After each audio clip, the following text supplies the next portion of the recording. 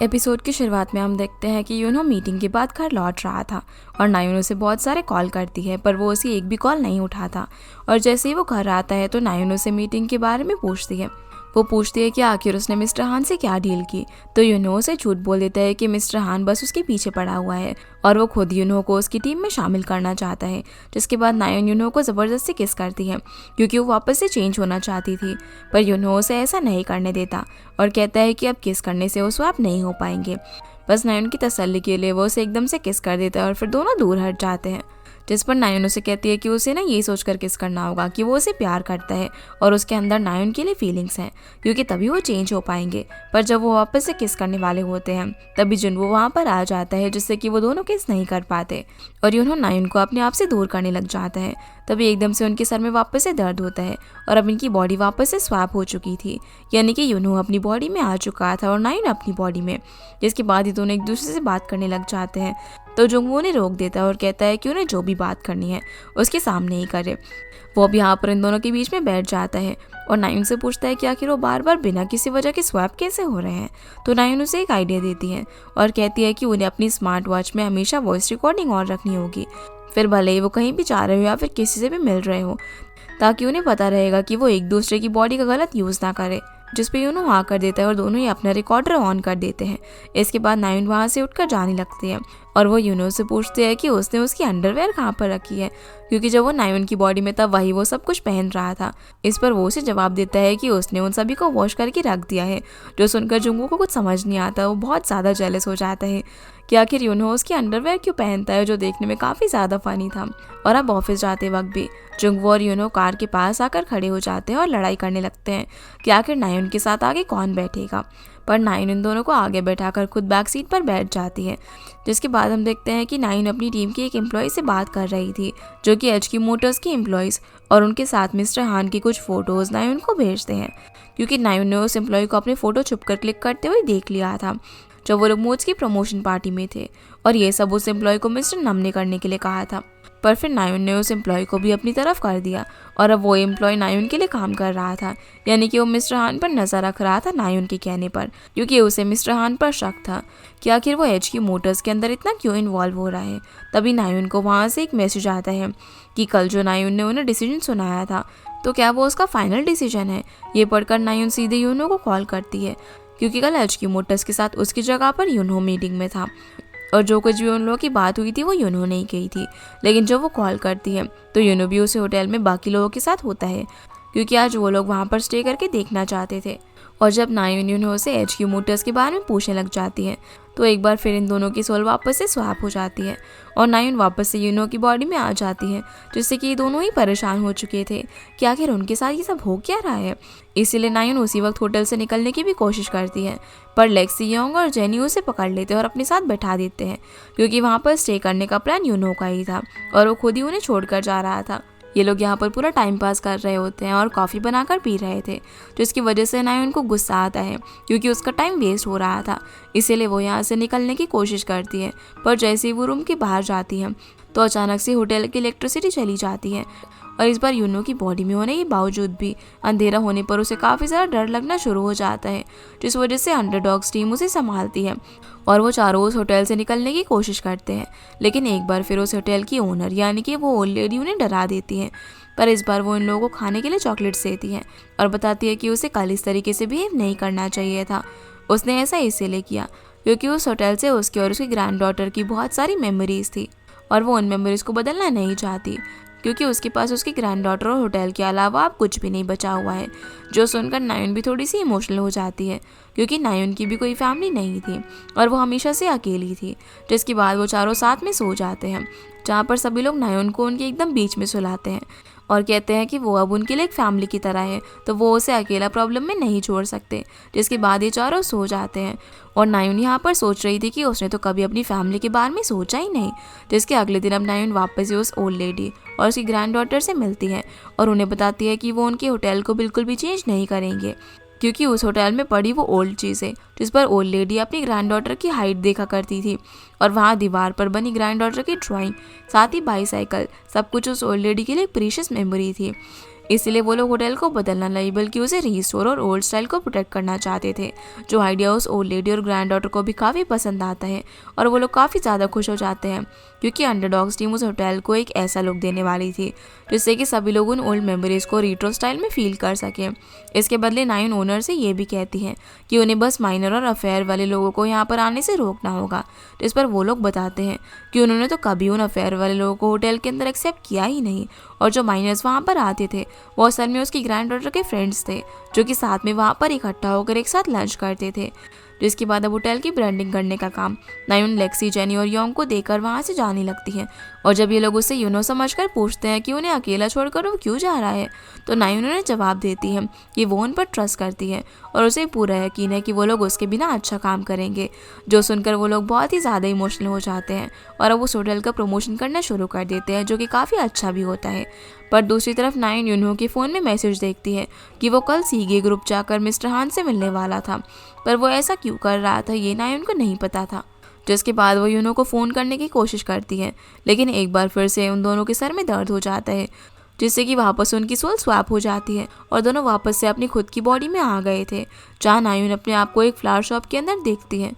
जब वो वहाँ से जाने लगती है तो वहाँ की शॉप ओनर उसे कहती है कि वो तो यहाँ पर किसी के लिए वाइट फ्लावर्स लेने के लिए आई थी, जो चीज़ नायुन को समझ नहीं आती कि आखिर यूनो उसकी बॉडी में आखिर कर क्या रहा था। इसके बाद वो यूनो को कॉल करती है, पर यूनो बस इतना कहकर फ़ोन कट कर देता है कि वो तो बस फ्लावर खरीदने के लिए गया था उस इंसान के लिए जिसे वो प्रोटेक्ट नहीं कर पाया, जो चीज़ एक बार फिर नायुन को कन्फ्यूजन में डाल देती है। इसीलिए वो अपनी स्मार्ट वॉच में रिकॉर्डिंग सुनती है, क्योंकि उन दोनों ने पहले ही अपने वॉच के अंदर रिकॉर्डिंग ऑन कर रखी थी। यहाँ पर नायुन सुनती है कि यूनो उसकी बॉडी में रहकर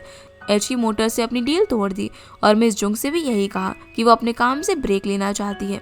साथ ही यहाँ पर उसने नायुन बनकर जुंगवू से भी बात करी और उसे ये बोला कि उसे उसका हर वक्त ख्याल रखना होगा, क्योंकि अब नायुन के साथ कुछ बुरा होने वाला था। जो सुनकर नायुन बहुत ज़्यादा परेशान हो जाती है, क्योंकि उसे कुछ भी समझ नहीं आ रहा था कि आखिर यूनो चाहता क्या है और वो ऐसा क्यों कर रहा है। इसके बाद यूनो नायुन को मैसेज करता है और कहता है कि अगर उसे सच जानना है तो उसे उसी वक्त टेंपल में आना होगा, और ये वही टेंपल था जो कि यूनो हमेशा जाया करता था, और वो उन ब्राइट फ्लावर्स को भी उसी टेंपल में रखने के लिए लेकर आया था, जिन्हें वो अपने और अपनी फ्रेंड दायुन की फ्रेम के आगे रख देता है। नायुन अब वहाँ पर आकर सबसे पहले दायुन की फ़ोटो और उसका मेमोरियल देखती है, यानी कि दायुन कब की मर चुकी थी और अब तक जिसे हम दायुन समझकर देख रहे थे वो असल में उसकी स्पिरिट थी। तभी यहाँ पर यूनो भी आ जाता है, जिससे कि नायुन पूछती है कि वो ये सब क्यों कर रहा है, तो यूनो उसे अपनी पास्ट मेमोरी याद करने के लिए कहता है और बताते हैं कि वो 5 साल पहले भी मिल चुके हैं, बस नायुन को सब कुछ याद करना है, जिसके लिए वो नायुन को 1 हफ्ते का टाइम देता है और कहता है कि नायुन को इस 1 हफ्ते में सच का पता लगाना होगा। जो सुनकर नायुन को थोड़ा बहुत कुछ याद आता है कि उसने भी कभी किसी को कॉल पर 1 हफ्ते का टाइम दिया था और सच का पता लगाने के लिए कहा था। तभी उसके दिमाग में 5 साल पहले हुए कैंडल कंपनी वाले स्कैंडल के बारे में कुछ याद आता है और उसके दिमाग में सिर्फ एक ही नाम था, जो कि था बंडी कैंडल्स। पर यूनो इस चीज़ से कैसे रिलेटेड था और नायुन सभी लोगों से क्या छुपा रही थी, हमें आगे पता चलेगा। दूसरी तरफ यूमी होटल में आती है, जहाँ पर वो नायुन को ढूंढने के लिए आई थी, क्योंकि उसने नायुन के लिए एक सरप्राइज़ तैयार किया था। वो सरप्राइज़ सभी लोग एजेंसी की बड़ी स्क्रीन पर ही देख पा रहे थे, जिस पर नायुन का एक फ़ोटो होता है और उस फोटो के नीचे लिखा हुआ था कि नायुन का ईविल पास्ट बहुत ही जल्दी सभी के सामने आ जाएगा। ये सब कुछ यूमी ने इसीलिए किया था क्योंकि मिस्टर नम ने ही उसे यूनो और मिस्टर हान के बीच हुई सारी बातें बता दी थी कि यूनो नायुन का पास जानने की कोशिश कर रहा है। इसलिए उसके बाद यूमी चुपके से यूनो के घर भी गई थी। वहाँ पर जाकर उसे पता चला कि नायुन 5 साल पहले कैंडल स्कैम के अंदर शामिल थी। इसीलिए वो नायुन को कॉल करके ब्लैकमेल करने की कोशिश करती है, पर नायुन का ध्यान अभी किसी और चीज़ में था। वो अपने घर पर यूनो को ढूंढने के लिए चाहती है, जहाँ वो देखती है कि यूनो ने उसके घर पर भी कुछ ढूंढने की कोशिश की थी और जिस रेड रूम के अंदर नायुन ने अपनी पूरी प्लानिंग ऑर्गेनाइज कर रखी थी, यूनो ने उसे डिस्ट्रॉय कर दिया था। इसी सब के बीच नायुन का ध्यान एक न्यूज़पेपर कटिंग पर जाता है, जिसमें 5 साल पहले लगी आग की न्यूज़ थी और उसे देखकर वो सोचने लगती है कि यूनो कहीं उस आग से रिलेटेड तो नहीं है, क्योंकि उस आग के लगने के बाद जब नायुन उस लोकेशन पर गई थी तभी से उसे वो हाथ दिखना शुरू हुए थे, जो कि उसे अंधेरे में मारने की कोशिश करते हैं। यानी कि तभी से उसे एंजाइटी अटैक आना शुरू हुआ था और वो अंधेरे से काफ़ी ज़्यादा डरती थी। अब इसके बाद जब नायुन अपने घर से निकल रही थी तभी जुंगू वहाँ पर आ जाता है, जो कि नायुन को समझाने आया था कि वो उसे सब कुछ शेयर करे ताकि वो उसकी मदद कर सके। पर नायुन उसे एक बार फिर से क्लियर कर देती है कि वो दोनों सिर्फ एक ही एजेंसी में काम करते हैं और इससे ज़्यादा उनके बीच में कुछ भी नहीं है, तो उसे यहाँ से चले जाना चाहिए। जिसके बाद वो दरवाज़ा बंद कर देती है। दूसरी तरफ यूनहो मिस्टर हान से मिलता है, जहाँ वो मिस्टर हान से सच बोलने के लिए कहते हैं, तो वो उसे बता देते हैं कि 5 साल पहले जो भी हुआ था उसके पीछे नायुन का ही हाथ था। और जब यूनो उसे एविडेंस मांगता है तो मिस्टर हान उसे बस इतना कहता है कि उसके पास एविडेंस है, पर वो उसे वो एविडेंस तभी देगा जब यूनो नायुन को एचकी मोटर्स डील से पूरी तरीके से हटा देगा, जिस पर यूनो मिस्टर हान की बात मान जाता है। अगले दिन नायुन मिस्टर हान से पूछने के लिए जाती है कि आखिर वो एक न्यूबी एम्प्लॉय को यूज़ करके उसे डील से क्यों हटा रहा है। और यहाँ वो यूनो की बात कर रही थी, क्योंकि मिस्टर हान खुद इतनी बड़ी पोस्ट पर था, इसीलिए वो एक नॉर्मल एम्प्लॉय को अपने काम के लिए यूज़ कर रहा था। जहाँ मिस्टर हान बिना डरे उसे कहते हैं कि उसने तो कुछ किया भी नहीं है,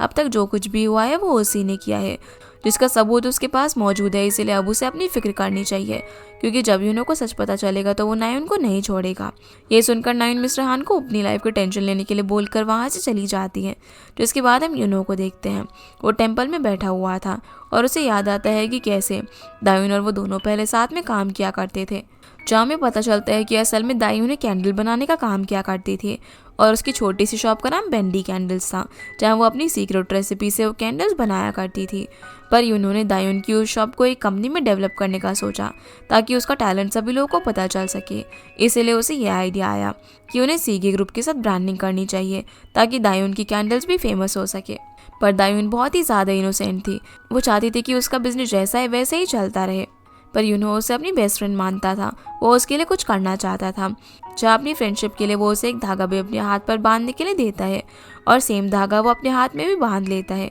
जो सब कुछ याद करके यूनो बहुत ज़्यादा दुखी हो जाता है। इसके बाद हम देखते हैं कि अब नायुन वापस से एचकी मोटर की टीम से मिलती है और उनसे बात करने की कोशिश करती है, क्योंकि वो एक बार फिर से उनसे डील करना चाहती थी, पर फिर वो खुद ही उन्हें अपने ऑफिस से भेज देती है। तभी यूमी नायुन से मिलने के लिए आती है, जहाँ पर यूमी उसे रोकती है तो नायुन उसे ये कहकर वहाँ से जाने लगती है कि उसके पास उसकी बकवास सुनने के लिए टाइम नहीं है।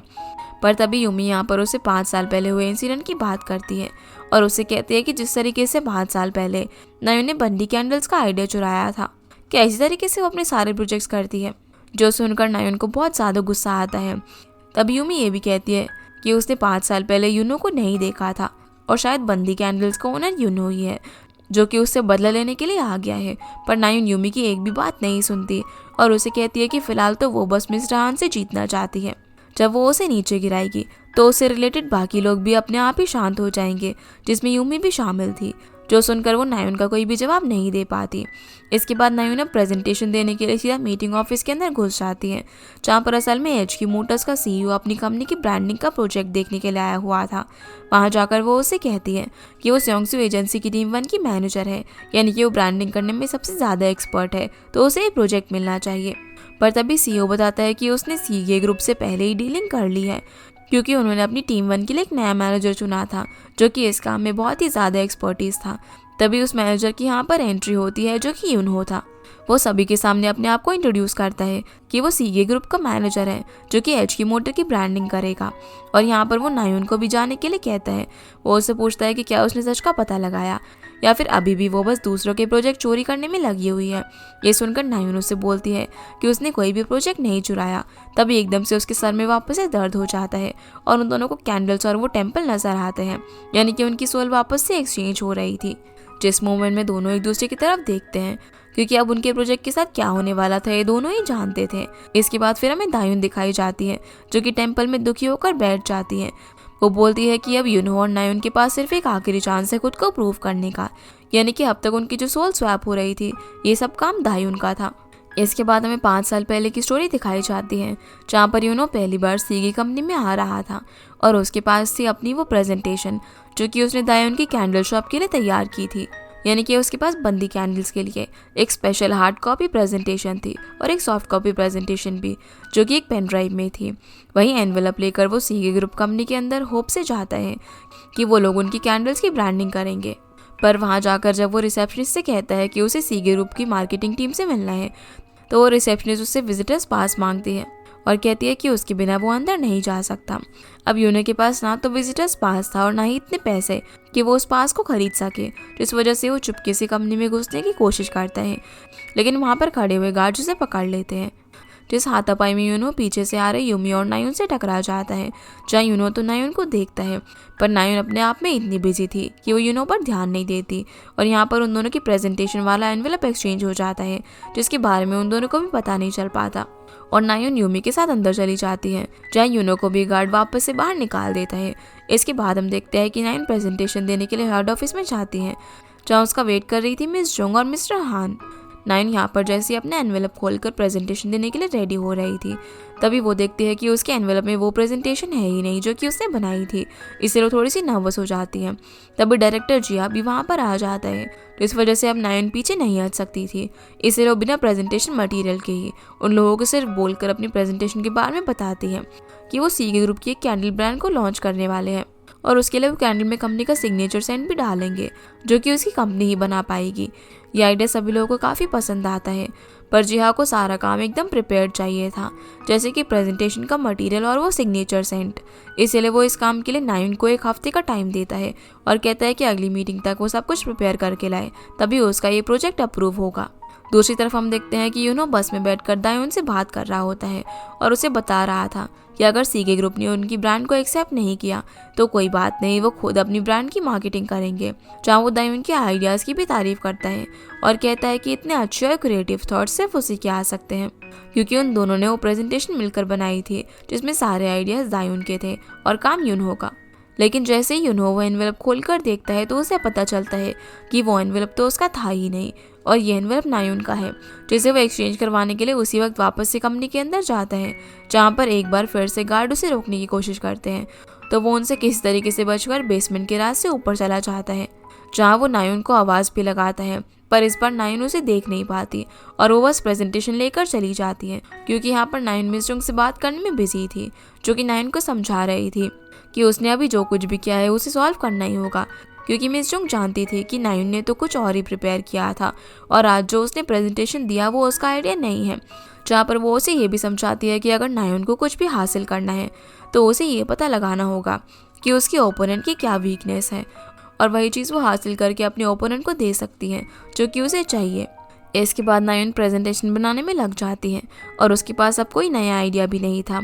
इसी तरीके से सोचते सोचते उसे मिले हुए टाइम में से 6 दिन निकल जाते हैं और अब उसके पास सिर्फ एक ही दिन बाकी था सब कुछ रेडी करने के लिए। इसीलिए वो यूनो की प्रेजेंटेशन को पढ़ती है और उस पेन ड्राइव से सारी इन्फॉर्मेशन भी निकाल लेती है कि एक अलग तरीके का सेंट वो अपनी कैंडल के लिए कहाँ से लेकर आ सकती है, और उस सेंट का नाम भी उन्होंने मास्टर ऑफ सेंट रखा हुआ था, जो सब कुछ नायुन अपनी प्रेजेंटेशन में कॉपी कर लेती है और पूरी प्रेजेंटेशन में से नाम चेंज करके चार्मेंट कैंडल्स रख लेती है, जो कि उसने बिल्कुल भी सही नहीं किया था। पर यहाँ पर नायुन का काम अभी ख़त्म नहीं हुआ था,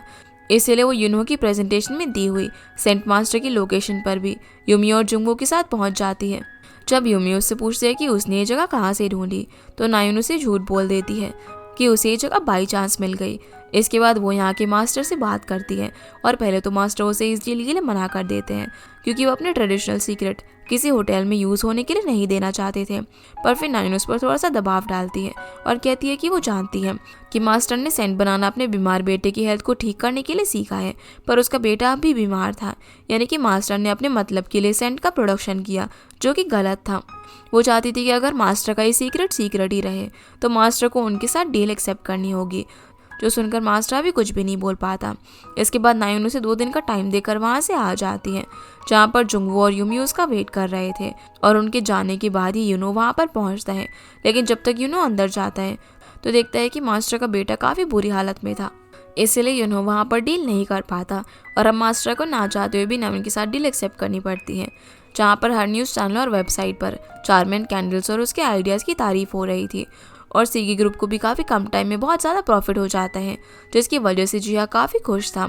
वो नायुन को मैनेजर भी बनाने का डिसाइड कर लेता है। पर दूसरी तरफ जब दायुन ये न्यूज़ पढ़ती है और देखती है कि उसके आइडियाज़ चार्मेंट कैंडल्स ने कॉपी कर ली है, तो बहुत ज़्यादा दुखी हो जाती है, क्योंकि पहले तो उसके पास एक छोटा सा बिजनेस था जिससे कि उसकी लाइफ चल रही थी, क्योंकि वो अपने पैरों से डिसेबल थी और वो बस कैंडल बनाने का ही काम कर सकती थी, जो कि उसने सीखा था। लेकिन अब उससे उसका ये काम भी छिन गया था। इसलिए यूनो सीगे ग्रुप की कंपनी के बाहर जाकर प्रोटेस्ट करता है कि नायुन को एक्सप्लेनेशन देना होगा कि उसने बैंडी कैंडल्स को कॉपी कैसे किया। पर नायुन कभी उससे बात ही नहीं करती और वहाँ के गार्ड्स भी यूनो को भगा देते हैं। पर यूनो वहाँ पर लगी एक कॉन्टैक्ट लिस्ट से नायुन का नंबर निकाल लेता है। वो उसे कॉल करके पूछता भी है कि उसने पैंडी कैंडल्स को कॉपी क्यों किया और उनका आइडिया क्यों चुराया। तो नायुन उसे झूठ बोल देती है कि ये नाम उसने पहली बार सुना है और अगर उसके खिलाफ उसके पास कोई भी एविडेंस है तो उसे 1 हफ्ते के अंदर ला कर दे। और ये वही लाइन्स थी जो कि उन्होंने नायुन को कही थी सब कुछ याद दिलाने के लिए। जिसके बाद यूनो डिप्रेस होकर वहाँ से वापस आ जाता है, जहाँ वो देखता है कि दायुन की पूरी शॉप जल चुकी थी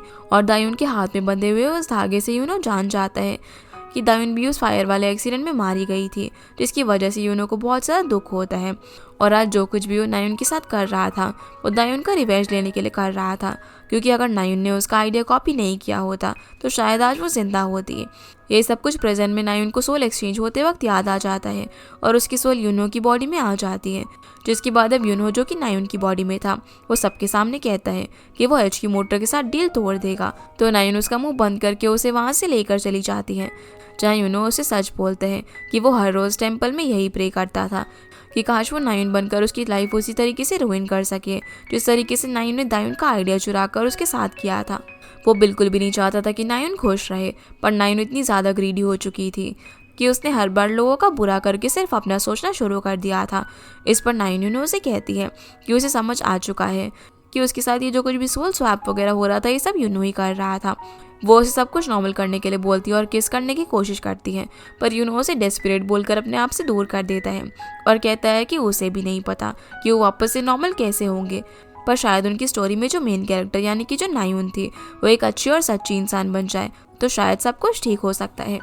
जो कहकर वो इमोशनल होकर चला जाता है, क्योंकि वो समझ चुका था कि नायुन कभी भी अच्छी इंसान नहीं बन सकती। और हम देख पाते हैं कि इनकी यहाँ पर जो भी बातें हो रही थी वो सब कुछ यूमी छुप कर सुन लेती है। वो ये भी जान गई थी कि नायुन और यूनो ने सोल स्वैप की है। जिसके बाद हम देखते हैं कि नायुन घर जाती है, जहाँ पर वो यही सोच रही थी कि आखिर मिस्टर हान के पास 5 साल पहले का ऐसा कौन सा एविडेंस है जो कि यूनो को चाहिए। इसलिए नायुन खुद यूनो बनकर मिस्टर हान के ऑफिस में जाती है, क्योंकि यूनो वहाँ का मैनेजर बन चुका था। जब मिस्टर हान उससे मिलने के लिए आ जाता है और कहता है कि वो बहुत ही अच्छा काम कर रहा है नायुन को बार बार हरा कर। अब वो यहाँ पर यूनो बनकर उसे पूछ लेती है कि आखिर वो नायुन को इतना हेट क्यों करता है। तो मिस्टर हान कहता है कि उसे किसी को भी हेट करने के लिए कोई रीज़न नहीं चाहिए। फिर नायुन उससे उस एविडेंस के बारे में पूछती है, तो मिस्टर हान उसे अपनी कोट की तरफ वाली पॉकेट पर इशारा करता है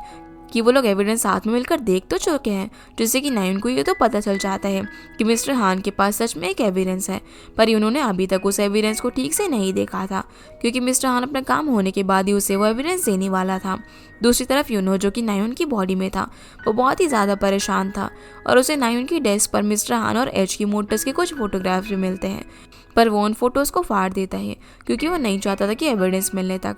मिस्टर हान कहीं भी फंसे। इसके बाद वो यहाँ से जा ही रहा होता है कि तभी अंडरडॉग्स टीम वहाँ पर अपना सामान लेकर आ जाती है। वो सभी लोग यूनो को नायुन समझकर कहते हैं कि नायुन अब फिर से अकेली हो गई, इसीलिए वो सभी लोग उसकी हेल्प करने आए हैं एच की मोटर्स के प्रोजेक्ट में, जहाँ वो ये भी कहते हैं कि यूनो ने अब तक उन्हें अंडरडॉग्स टीम में बहुत ही ज़्यादा सपोर्ट किया और उनके साथ बहुत ही अच्छे से बिहेव भी करता था, उन पर ट्रस्ट भी करता था। लेकिन अब उसने मैनेजर टीम ज्वाइन कर ली है तो अंडरडॉग टीम को नायुन की मदद करनी चाहिए। जो सुनकर यूनो सोचने लग जाता है कि क्या सच में नायुन उसकी बॉडी में रहकर उन लोगों को अच्छा ट्रीट कर रही थी,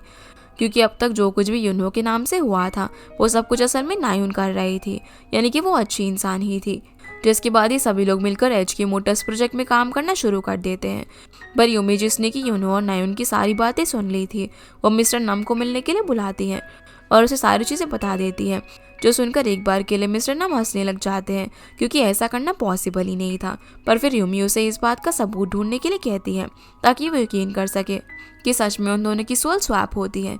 आगे हम देखते हैं कि जब यूनो अंडरडॉग टीम के साथ काम कर रहा था तो मिस्टर नम वहाँ पर आकर उन्हें वर्कशॉप ऑर्गेनाइज करने के बारे में कहते हैं, क्योंकि यूनो अभी मैनेजर नायुन था तो वो बिना कुछ सोचे समझे मिस्टर नम को हाँ बोल देता है, जिससे कि मिस्टर नम को ये क्लियर हो जाता है कि यूनो और नायुन ने सच में सोल स्वैप करी है, क्योंकि वर्कशॉप एक ऐसी चीज़ थी जिससे कि नायुन सबसे ज़्यादा हेट करती थी और वो हर साल होने वाली उस वर्कशॉप में अकेले गायब रहती थी। जो सोचकर मिस्टर नम जान जाता है कि उन्होंने सच में सोल स्वैप की है। तभी तो इस बार नायुन ने इतनी आसानी से उसे वर्कशॉप के लिए हाँ बोल दिया, क्योंकि उसके अंदर यूनो की सोल है। ये सोचकर वो काफ़ी खुश भी होता है, क्योंकि अब नायुन की बॉडी के अंदर यूनो था जो कि उसकी तरह बिल्कुल भी चालाक नहीं था। तो वो लोग यूनो का फ़ायदा उठाकर नायुन को वापस से किसी स्कैम के अंदर फंसा सकते थे और उसे किसी भी प्रॉब्लम में डालकर उसका नाम वापस से खराब कर सकते थे। इसके बाद हम देखते हैं कि जब यूनो और इसकी टीम HQ मोटर्स के बारे में रिसर्च कर रही थी तो उन्हें पता चलता है कि HQ मोटर्स ये दावा करती थी कि वो कोरिया की फर्स्ट ऐसी कंपनी है जो कि कार्स के लिए लिक्विड हाइड्रोजन बैटरीज प्रोवाइड करती है। लेकिन जब जेनी अपनी सोशल मीडिया पर इस बारे में देखती है तो उसे पता चलता है कि एक और कंपनी थी जो दावा कर रही थी कि उन्होंने भी लिक्विड हाइड्रोजन बैटरीज बनाई है और उनका प्रोजेक्ट HQ मोटर्स से काफ़ी ज़्यादा मिलता जुलता था। जो चीज़ यूनो को थोड़ी सी अजीब लगती है, जिस वजह से वो छोटी सी कंपनी जिसका नाम हाईजेट था उसके CEO से मिलने के लिए उसी वक्त निकल जाते हैं। उस CEO का घर भी गैरेज के अंदर ही था जहाँ पर एक बहुत ही पुरानी कार रखी हुई थी। वो जगह काफ़ी डरावनी भी लग रही थी, पर जब यूनो और बाकी लोग उसके अंदर जाते हैं तो सामने से नायुन की टीम वहाँ से बाहर आ रही थी, यानी कि वो लोग पहले ही CEO से मिलकर आ चुके थे। पर अब भी यूनो हार नहीं मानता है। वो लोग CEO से बात करने के लिए अंदर जाते हैं, जो कि एक यंग लड़का था और उसकी दिमागी हालत भी ठीक नहीं थी। वो बस उन बैटरीज की वर्किंग को यूनो को एक्सप्लेन करके बता देता है और कहता है कि HQ मोटर्स ने उसका आइडिया ये कहकर ले लिया था कि वो लड़का अकेला अपनी छोटी सी कंपनी में इस आइडिया से कुछ भी नहीं कर पाएगा। जो सुनकर यूनो को काफ़ी बुरा लगता है क्योंकि ये सब वो पहले भी दायुन के साथ होता हुआ देख चुका था। साथ ही यहाँ पर CEO उन लोगों को ये भी बताता है कि उसने थोड़ी देर पहले ही किसी से डील कर ली है कि वो उनके साथ काम करेगा और कुछ भी सीक्रेट बाहर नहीं आने देगा, कि लिक्विड हाइड्रोजन बैटरीज वाला आइडिया पहली बार उसकी कंपनी ने ही सोचा था। जो डील उसके साथ नायुन ने की थी और अब यूनो की टीम हार चुकी थी। जिसके बाद सभी लोग अपने घर पर चले जाते हैं और वो यूनो को मैसेज करते हैं कि उन्हें ये प्रोजेक्ट छोड़ देना चाहिए क्योंकि अब उनके पास प्रोजेक्ट करने के लिए कुछ भी नहीं बचा है। पर यूनो ने ये भी डिसाइड कर लिया था कि वो इस बार ऐसा कुछ भी नहीं होने देगा जैसा 5 साल पहले हुआ था, यानी कि वो किसी के भी आइडिया को चोरी नहीं होने देगा और छोटी कंपनीज को भी सपोर्ट करेगा, यानी कि हाईजेट कंपनी को आगे लाकर HQ मोटर्स के साथ सभी के सामने लेकर आएगा क्योंकि उन लोगों ने उसका आइडिया चुराया था। जो प्लान वो अगले दिन अपनी अंडरडॉग टीम को भी बताते हैं कि वो लोग HQ मोटर के प्रेजेंटेशन के दिन हाईजेट कंपनी को प्रेजेंट करेंगे। पर यह आइडिया उसकी टीम को कुछ खास पसंद नहीं आता क्योंकि ऐसा करने से उन सभी लोगों की जॉब खतरे में पड़ सकती थी। इसलिए वो लोग पहले यूनो, जो कि असल में नायुन थी, उसकी प्रेजेंटेशन लेने हेड ऑफिस की मार्केटिंग डिपार्टमेंट के अंदर जाते हैं और उस वक्त लंच टाइम होने की वजह से कोई भी नहीं था। वो चुपके से नायुन की डेस्क से उसकी प्रेजेंटेशन को अपने पेन ड्राइव में कॉपी कर लेते हैं। तभी नायुन भी वहाँ पर आ जाती है, जिसकी वजह से वो जल्दी जल्दी वहाँ से किसी तरीके से छुपकर प्रेजेंटेशन लेकर निकल जाती है। लेकिन लेक्सी का एक इयरिंग नायुन की टेबल पर ही गिर जाता है, जिसको वो भी देख लेते हैं और उस पर इतना ध्यान नहीं देती। फिर अंडरडॉग टीम वो प्रेजेंटेशन देखती है और उन्हें पता चलता है कि नायुन तो अभी भी सच जानकर HQ मोटर की साइड है, यानी कि वो जानती थी कि HQ मोटर ने वो आइडिया चुराया है, पर फिर भी वो उनके साथ काम कर रही थी। ये देखकर यूनो को थोड़ा सा बुरा लगता है और वो कोई प्रॉब्लम ना हो इसलिए अपनी टीम को समझाता है कि वो ये प्रोजेक्ट अकेले करेगा क्योंकि वो मैनेजर नायुन बना हुआ था तो उसे कोई भी प्रॉब्लम नहीं होने वाली थी।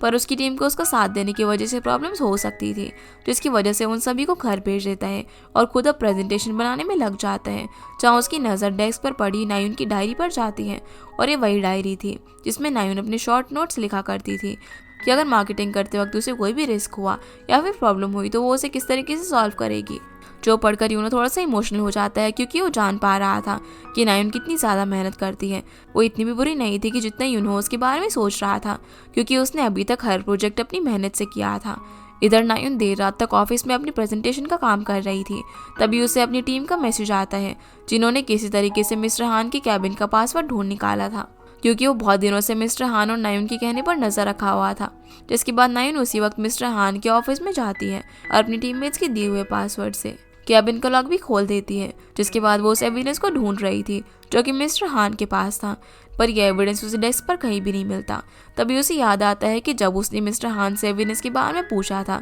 तो उसने अपनी पॉकेट की तरफ इशारा किया था और इतने इंपॉर्टेंट एविडेंस को वो अपने ऑफिस में हर कोई तो नहीं रख सकता ना। जिसकी वजह से अब नायुन मिस्टर हान की कोट की पॉकेट चेक करती है जो कि वहीं पर लगा हुआ था और उसमें उसे वो एविडेंस मिल जाता है जो कि असल में यूनो की वो हार्ड ड्राइव थी जिसमें उसकी 5 साल पहले वाले इंसिडेंट की प्रेजेंटेशन थी। ये देखकर नायुन काफ़ी ज़्यादा शॉक रह जाती है क्योंकि उस हार्ड ड्राइव को तो उसने 5 साल पहले ही ठिकाने लगा दिया था, तो ये मिस्टर हान के हाथ कैसे लगी। दूसरी तरफ हम देखते हैं कि यूनो भी हाई चैट पर प्रेजेंटेशन बनाते बनाते ऑफिस में ही सो जाता है और जब वो सो रहा था तो किसी तरीके से मिस्टर नम वहाँ पर आकर चुपके से उसके पूरे लैपटॉप को ही रीसेट कर देते हैं। जैसे कि अगले दिन जब अंडरडॉग टीम वहाँ पर आकर ये देखती है तो वो तीनों बहुत ही तेज़ चिल्लाते हैं और यूनो को उठाते हैं क्योंकि वो उसके साथ अभी भी काम करना चाहते थे, फिर भले ही उनको जॉब से निकाल ही क्यों ना दिया जाए। और वो लोग नायुन जिसके अंदर यूनो था वो लोग उसे अकेला नहीं छोड़ना चाहते थे। इसके बाद अब वो जल्दी से हाईजेट कंपनी के सीईओ से मिलने के लिए चाहते हैं, क्योंकि अब वही एक तरीका था जिससे कि वो हाईजेट कंपनी को आगे ला सके, वो भी बिना प्रेजेंटेशन के।